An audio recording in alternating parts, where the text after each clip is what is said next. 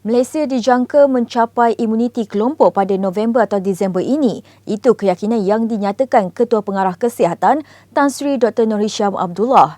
Jelasnya jangkaan itu mampu dicapai selepas melihat kepada perancangan negara pada ketika ini dan bergantung kepada proses vaksinasi yang akan diperluaskan secepat mungkin.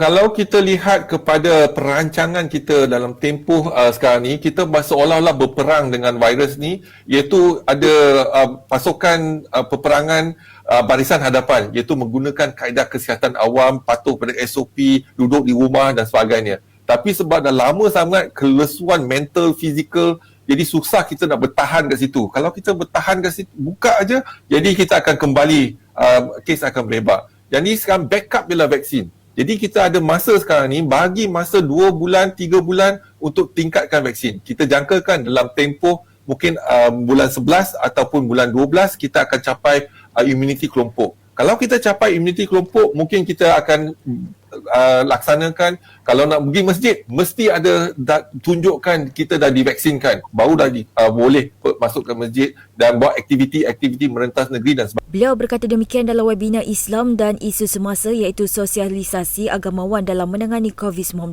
yang disiarkan secara langsung di Facebook Pertubuhan Intelektual Negara Pintar dan Persatuan Ulama Malaysia PUM semalam. Sementara itu, menurut Tan Sri Dr. Nur Hisham, untuk memberi kebenaran aktiviti di masjid dijalankan walaupun ada jemaah telah divaksinasi, ia masih terlalu awal. Kita tak boleh laksanakan sekarang. Kalau kita laksanakan sekarang, kita katalah ke masjid mesti telah pun divaksinasi. Kalau nak merentas negeri, daerah mesti divaksinasi. Tetapi ramai lagi tak divaksinasi. Jadi orang marah.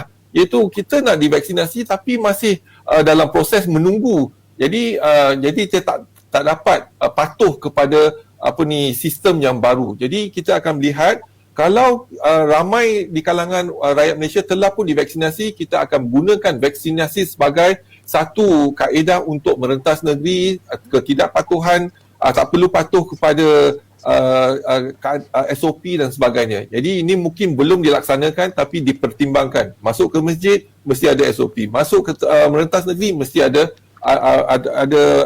pasport vaksin tu. Jadi mungkin negara-negara lain kalau kita nak pergi, contohnya kat umrah dan sebagainya, kita perlu divaksinasikan. Itu satu syarat je.